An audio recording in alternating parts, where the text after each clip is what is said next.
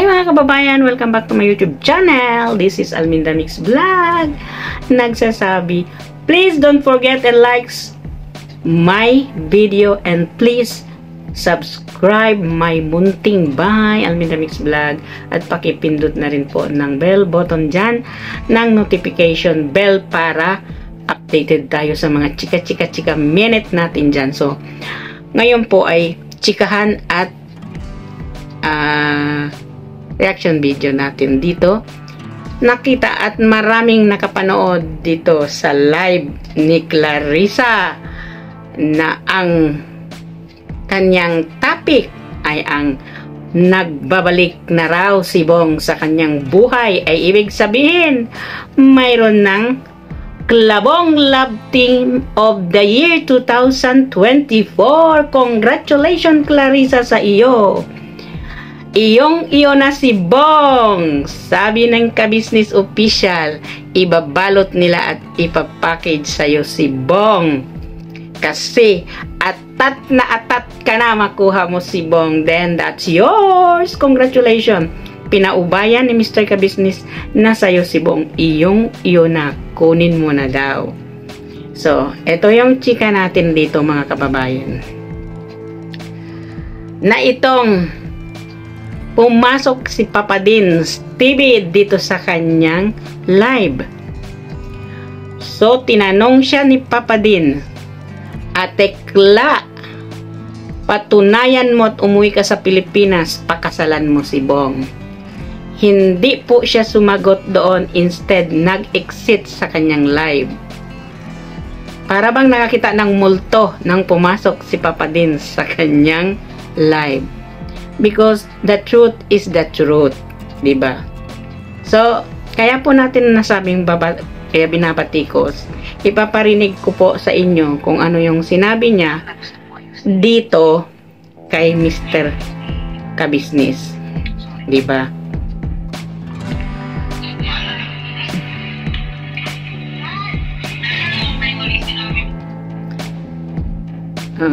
Okay.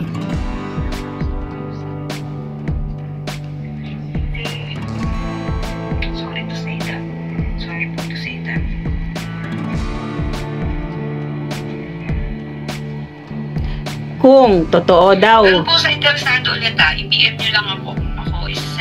Kung totoo daw na nanindigan itong si Mr. Kabisnes at si Mrs. Kabisnes na bilang ama at ina ni Bong. Bakit daw hindi siya pinuntahan sa bahay on that time na sila ay nag-break siya ni Bong? Bakit hindi pumunta doon sa ang ibig niyang sabihin? Kung talagang naninindigan sila, bakit hindi sila pumunta sa bahay ko o sa bahay ng nanay ko na nagpaliwanag? Ang ibig pong sabihin ni Clarissa ay siya'y susuyuin ni Mr. and Mrs. Kabisnes at ibaba ni Mr. and Mrs. Kabisnes ang kanilang pagkatao ng dahil lang kay Clarissa. Diba? So, magandang idea yan, Clarissa. You're so brilliant. You have a brilliant mind. Diba? Yon ang sabi niya dito sa kanyang live. So, kung gusto pa ninyo pong marinig ang iba, iparinig natin sa inyo. Yes, hindi po. YouTube totoo lang po. YouTube. Nagulat ako. Bakit? Ngayon po, ang dami. Shoutout po sa 396 ang watching it. Yung iba po dito, nakikichismis na. Welcome. Yung iba naman, gusto talaga makikita. Salamat dito. Okay? Kaya ka pinasok, dinurog nitong araw na to. Kasi may napanood silang bad news doon kila Kabisnes na kahihiyan ng isang babae yun, day. Kaya kanila dinumog doon. Hindi mo ba alam na hindi ka nagbabasa ng mga komento dyan sa live mo? Ang dadaming batikos na napakasama sa iyo. Ang ginawa mo, dinelete mo lahat ng mga bad words nandyan sa iyong live. Akalain mo yung mga tao pumasok doon, pinandirian ka. Anong sabi doon sa mga live, sa mga ano mo? pumasok ako doon sa live mo. Actually, I am not seeing your live in actual live mo kasi I don't have time. Pero ngayong araw na ito, pumasok ang mga vigilante na mga chismosa, di ba? Nababasa namin lahat ang mga komento doon. May nagko-comment doon, makajos ka, pero nakakadiri ka.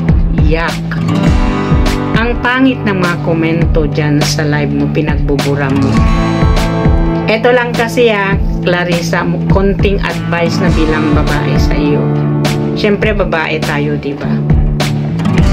Dapat, kung mag-boyfriend ka, ilagay mo sa lugar. Okay man, namimiss mo for everything. Kisses, sex, pero kumbaga ba sa Chabacano, agwanta. Tiisin para hindi ka mabuking. Yan lang ang pinanghahawakan ng mga babae.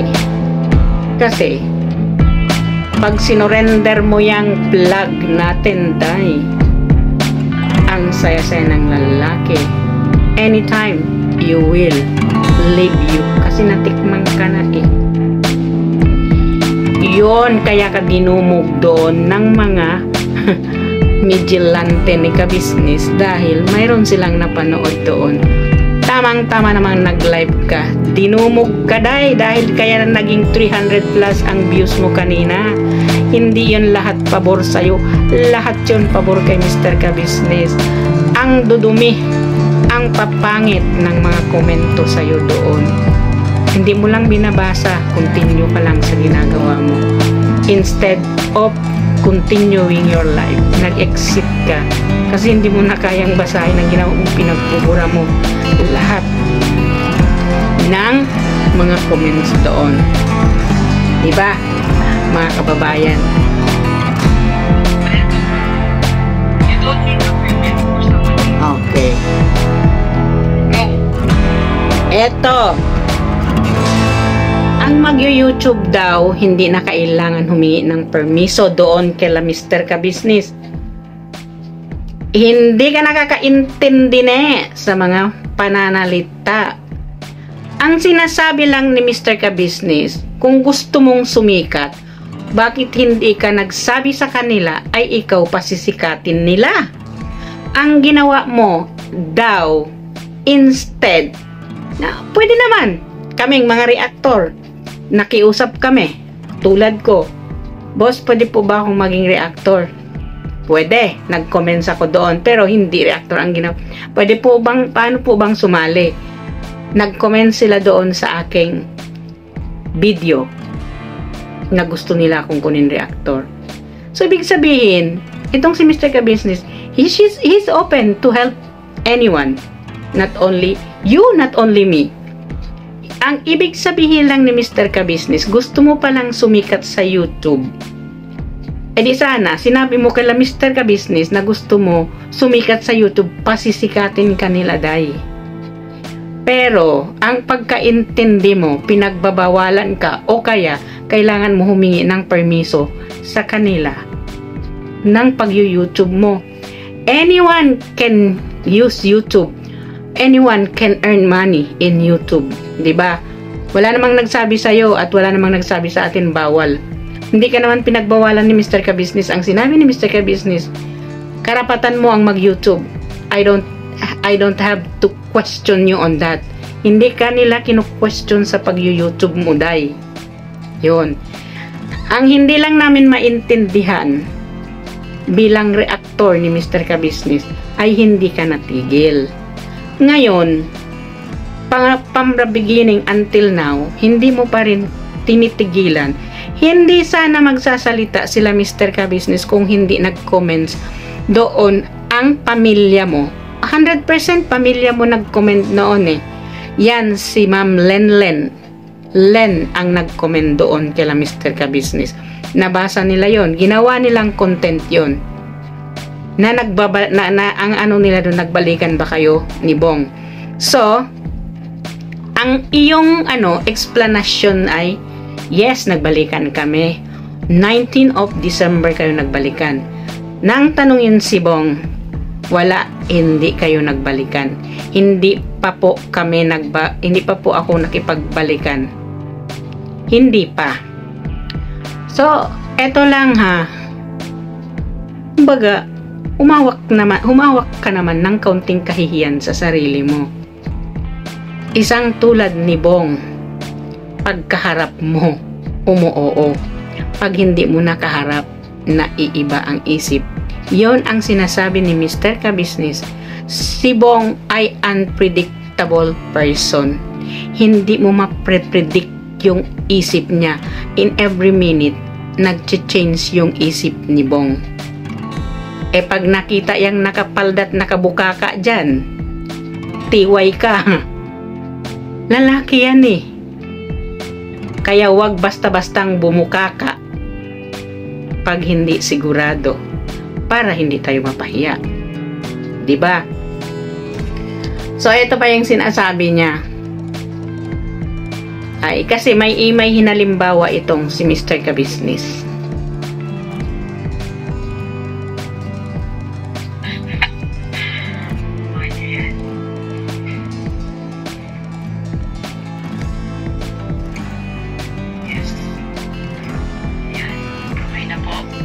May hinalimbawa po si Mr. Ka-Business dyan. Na kahit sino Bong, kahit yung nanay pa ni Clarissa, kung gusto mo ipapakasal ko kayo. Ang salita ni Mr. Ka-Business na yon is just a joke. Pero, nagpasintabi naman po siya noon after that. Humingi siya ng public apology after that. Kasi after that words, sinabi niya, sorry po nanay, santabi lang po ha, it's just a joke. Ano yung sinagot ni Clarissa doon? How stupid you are. How stupid you are daw. Sabi niya, ang sagot niya doon kay Mr. Ka-Business. Saan mong kinuha ang hugot na pagsabihan mo si Mr. Ka-Business? How stupid you are. Pag ilagay yon doon sa sarili mo, you are more than stupid than him. You know what? Sa ginagawa mo yan, how stupid you are. Hinahabol mo si Bong, pinagpipilitan mo si Bong, ang sarili mo, na sinabi mo pa dyan sa live mo. Hindi ba Bong, ako yung pakakasalan mo? Mahiya ka naman ng kaunti. Kasi babae tayo, lahat ng babae nadadala sa'yo Diba? Ikaw ang nagtatanong sa lalaki. Hindi ba ako yung pakakasalan mo, Bong? Hindi ka nag-aantay. Sa bagay, hindi naman si Bong ang umakyat ng ligaw sa'yo. Ikaw ang umakyat ng ligaw kay Bong dito ka sa bahay ni Mr. Ka-Business at saka ni Mrs. Ka-Business. Diba? Yun. Ngayon, marami kang sinasabi kasi marami ka yung totoo nilalabas na nila Mr. Ka-Business, ni Mrs. Ka-Business. Yung sinasabi mo hanggang ngayon hindi.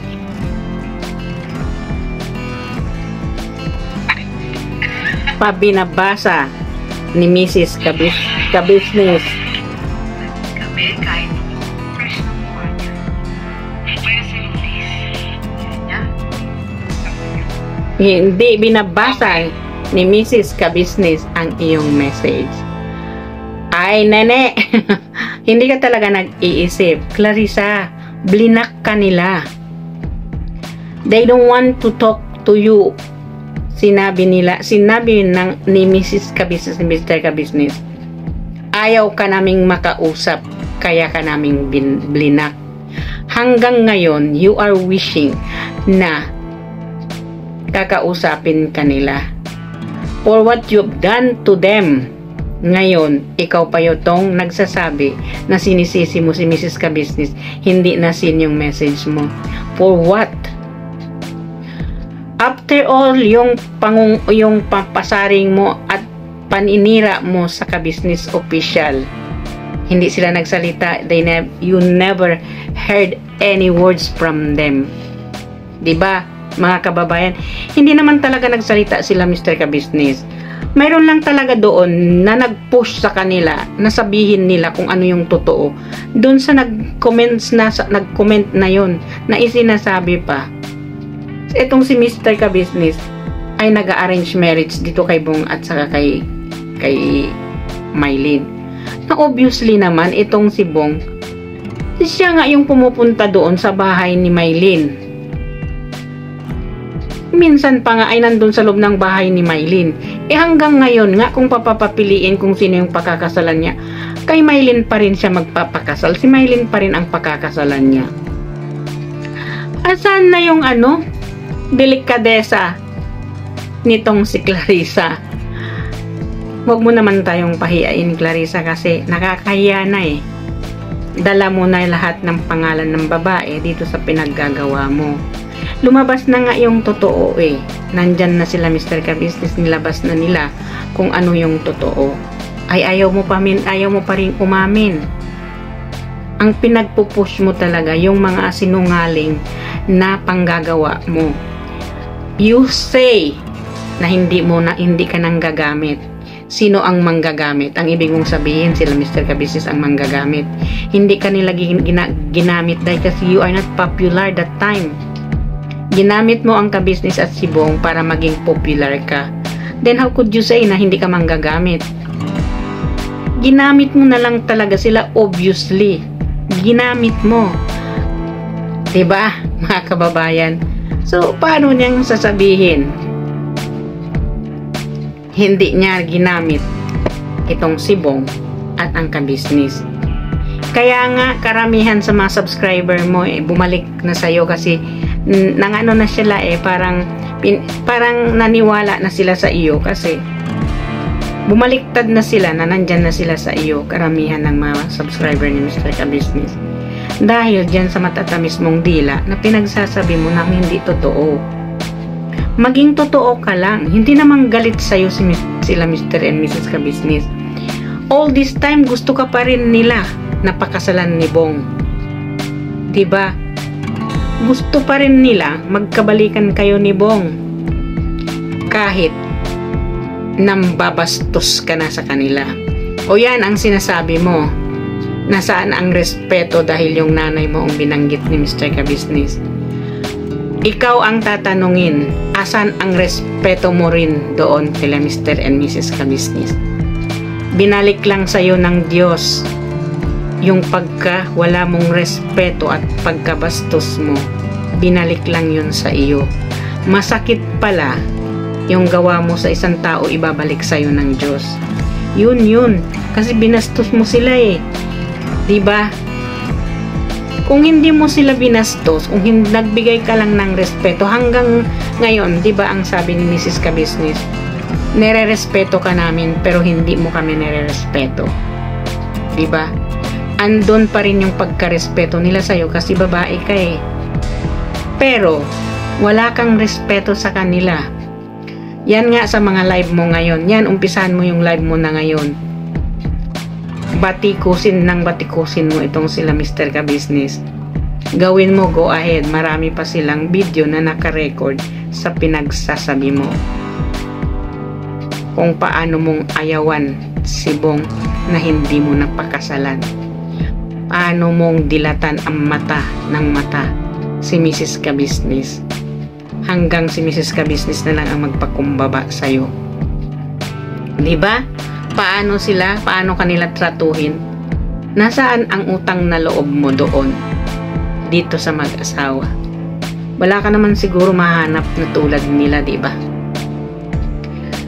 So, dito sa live niya, ay pinaparinig niya yung pag-uusap nila ni Bong. Ayan.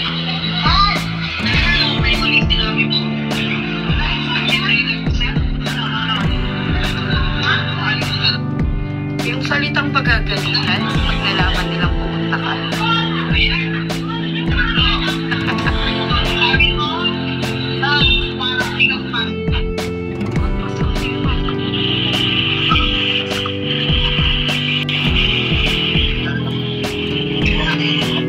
O yan ang sagot sa'yo, Clarissa. Paano si Bong hindi sasagot sa'yo? Paano si Bong hindi sasaya sa'yo? Pinasaya mo siya, ne. Kung hindi mo yan pinasaya, kung hindi yan nakatikim ng langit sa'yo, hindi kanyan maalala. Ang problema, hinahanap-hanap niya ang langit mo, day. Yung sinasabi mo yung ngiti niya parang langit, totoo yung sinabi ni ka-business, nakadali. Diba? Eh, ang sarap ng ngiti ng tao pag nakadali eh. Doon ka nagkamali. Sinurrender mo kasi agad na hindi mo inisip. Ang mga lalaki kasi, Clarissa, yan ha, dapat sana nagtanda ka na dyan sa anak mong na hindi kayo nagkatuluyan ng tatay ng anak mo. Sana naging aral na yun sa'yo na hindi ka basta-basta bumibigay sa mga lalaki. Kasi ang mga lalaki, lalo na pag malasing yan, ikukwento nila yan. Kung gaano ka kagaling gumiling, gaano ka kasarap gumawa, inukwento nila yan. Sorry po for my words, mga kababayan, pero that is the truth. Ikukwento nila yan. Ang itsura ng harapan mo, ang itsura lahat-lahat. Pag malasing na yan, ikukwento yan. Nagyayabangan yan ng mga lalaki. So don't believe sa mga lalaki na hindi kanila ikukwento.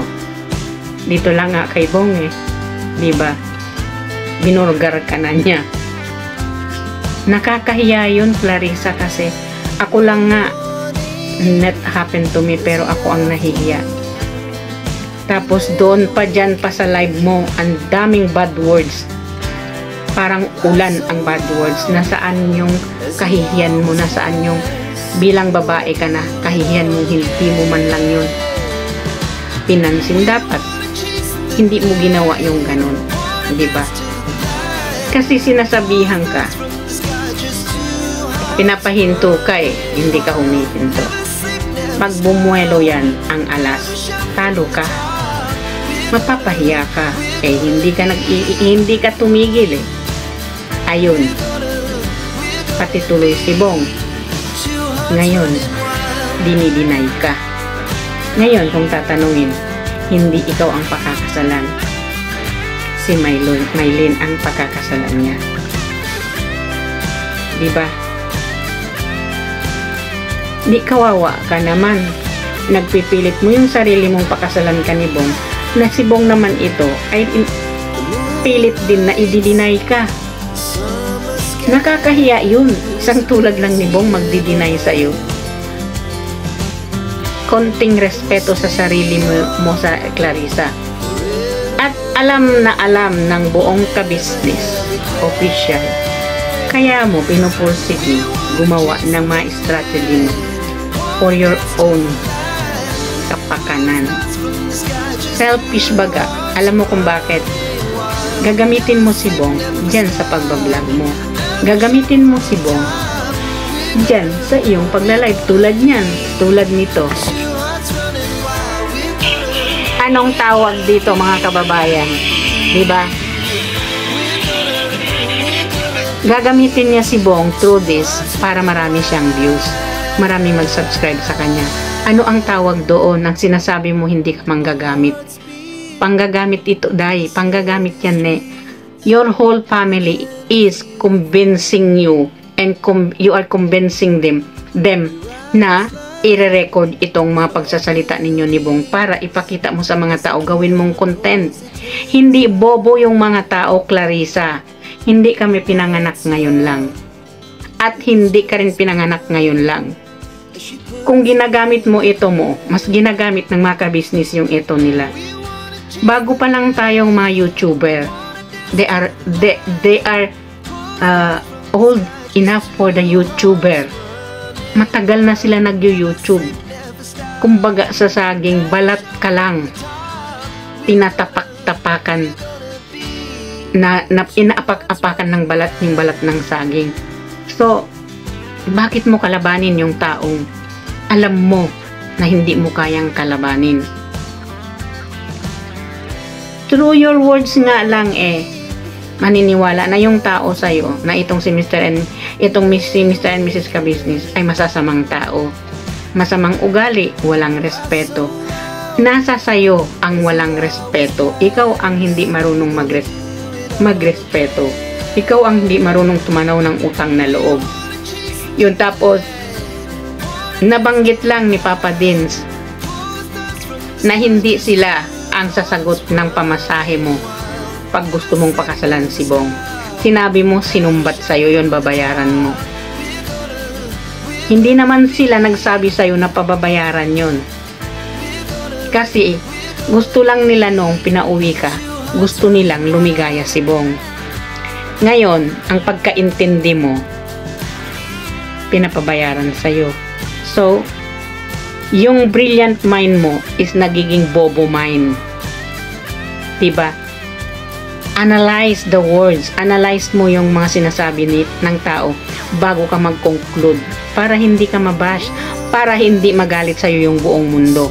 Hindi mo ba nakikita doon sa live mo, ang daming galit sa'yo, ang daming nandiri sa'yo nang malaman nila yon doon sa vlog ni Ka-Business? Siguro, tuwing magbablog, tuwing magla-live ka, nandoon pa rin ang pangungutya sa'yo. Tingin sa'yo ay napakaduming babae. Yun. Huwag kang sumaya doon, marami kang views kasi kukutsain ka ng mga viewers na yon. Gamitin mo ito, lagyan mo ng kahihiyan yung sarili mo. Nandyan ka pa naman sa abroad na, OFW ka. Huwag mo namang sirain lahat ng mga OFW. Ay madaling bumuka ka na parang palaka. Diba? Huwag. Ilagay mo naman, irespeto mo naman tayong mga babae. Yun nga, totoo yung sinabi ni Papa Dins. Kung wala kang respeto sa sarili mo, kami mga babae, respetuhin mo ang ibang babae tulad namin. Kung gusto mong walang taong rumespeto sa'yo, then huwag mong isali lahat ng babae kasi babae ka, lahat ng babae na dadala mo. Hindi ba mga kababayan? So ito yung sinasabi niya dito sa kanyang vlog. Ang babatikos niya dito kay Ka-Business. So, at sinagot na rin niya, Papa Dins, ang iyong tanong. Bakit daw siya uuwi? Ano daw siya? Tanga.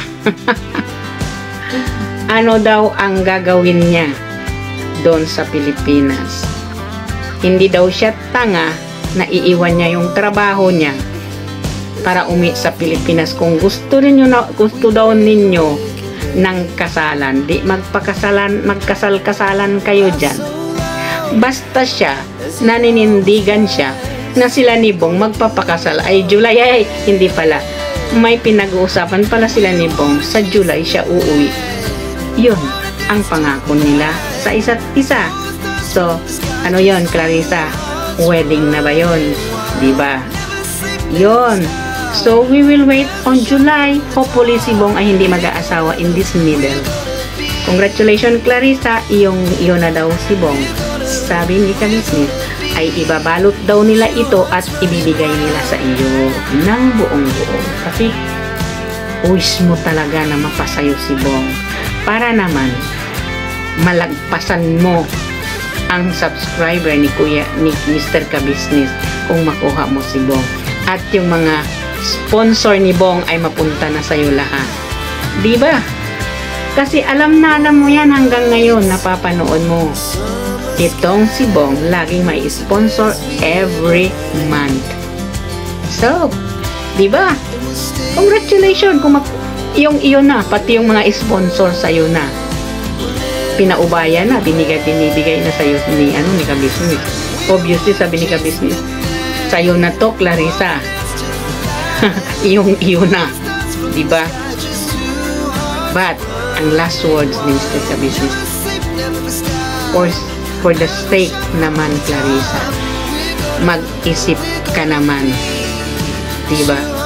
Parang insulto yun sa'yo, dahil kasi naghahabol ka ng lalaki Yun nga sinabi ni Mr. Kabisnes.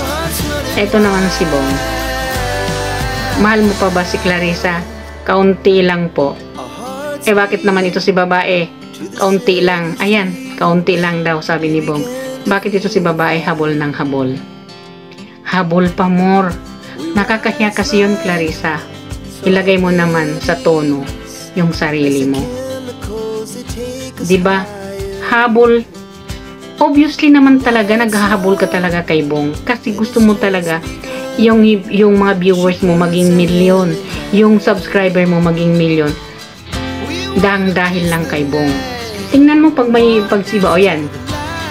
Kinontent mo ngayon si Bong. Dinagsa ka. Bakit? Binatikos ka. Ang daming bad words na nag-comment sa'yo. Nakakapanindig balahibo, Clarissa, kung babasahin hindi mo yung binura. Nakakahiya ang mga comments ng mga tao sa'yo doon. Hindi lang lahat ng tao. Hindi lang ilan ang nakakabasa doon. Ang daming nakabasa doon sa mga comments ng mga tao sa'yo. Ano pang nakalagay doon? Sorry these words. Yun ang nakabungad sa mata ko, Clarissa. Ang pangit ng word. Iyot pa more. Ang pangit eh. Doon ako parang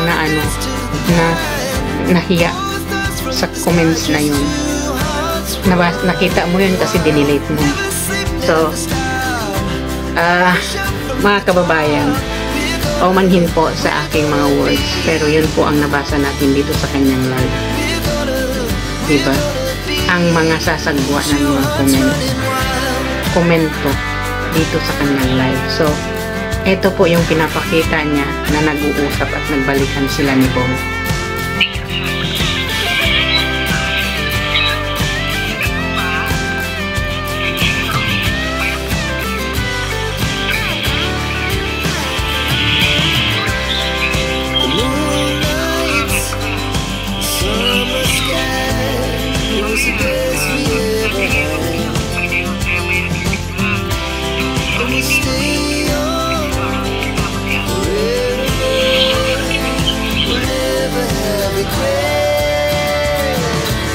Yun ang pinapakita niya dito, kasi kung hindi mo yang gagawin, Clarissa, hindi ka bibigyan ng tao, kasi alam mo very popular si Bong sa lahat ng mga kagwang.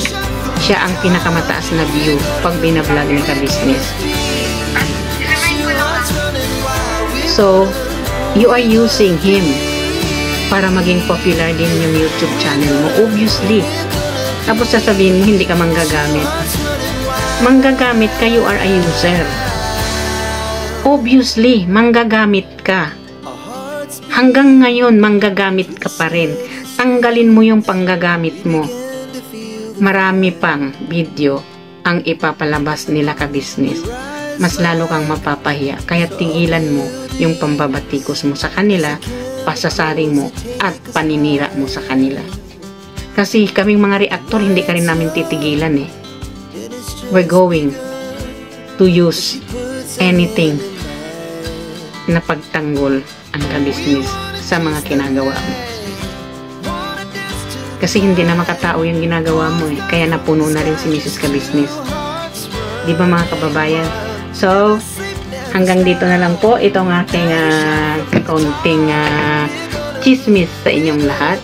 Don't forget to subscribe and like my video. Please subscribe po ninyo ang aking munting bahay. Ang Mindamix Vlog nagsasabing sa inyo, at pakipindot na rin ng notification bell dyan. Shout out sa aking mga viewers dyan at sa aking mga subscriber dyan. Mahal ko po kayo. Shout out din kay Mira's channel at kay Jose Pascual, sir. Thank you for always watching. At kay Felipe Jacinto, thank you so much for always being there sa aking mga vlog. At shout out po kay Boss Reactor na si Anime Reactor TV. God bless you, boss, and thank you so much for everything. Hanggang dito na lang po, and good evening, Bahrain. Good afternoon, Philippines. And bye-bye!